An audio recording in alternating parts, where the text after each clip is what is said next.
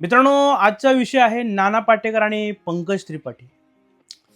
नाना पाटेकर साहेब यांनी पंकज त्रिपाठी यांच्या बाबतीत एक विधान केलं आहे. त्यामुळे सध्या त्या विधानाची चर्चा आहे. नाना पाटेकर साहेब एका चॅनेलला मुलाखत देताना सांगत होते की मी एक काल नावाचा सिनेमा करत होतो. त्यात रजनीकांत मुख्य भूमिकेत होते आणि मी त्यांच्या ऑपोजिटला म्हणजे खलनायिकेच्या भूमिकेत मी होतो. त्यात पंकज त्रिपाठी यांनी एक छोटीशी भूमिका केली होती पोलिसांची. आणि पंकज त्रिपाठीला मी आधीपासून ओळखायचो, त्याची कामं वगैरे मी पाहिली होती. त्यामुळे मला आश्चर्य वाटले की बाबा हा इथं काय करतोय.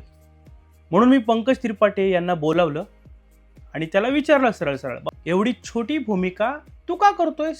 तेव्हाच पंकज त्रिपाठी यांनी सांगितलं की 2 दिग्गज कलाकारांसोबत मला स्क्रीन शेअर करायची होती. त्यात म्हणजे रजनीकांत सर आणि दुसरे होते तुम्ही म्हणजे नाना पाटेकर. त्यामुळे मी ही छोटीशी भूमिका निवडली. त्याच वेळी नाना पाटेकर साहेबांनी खडाडून सांगितलं, इथून पुढे तू कधीही असल्या छोट्या भूमिका करायच्या नाहीत. त्यात कोणते पण मोठे सेलिब्रिटी असो, अशा छोट्या भूमिका तू अजिबात करायच्या नाहीत.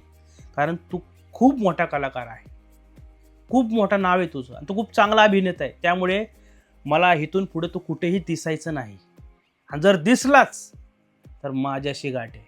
छोटी भूमिका करायचं नाही. तर मित्रांनो, आपल्याला काय वाटतं या नाना पाटेकरांच्या विधानाबद्दल आम्हाला खाली कॉमेंट करून तुम्ही सांगा. धन्यवाद.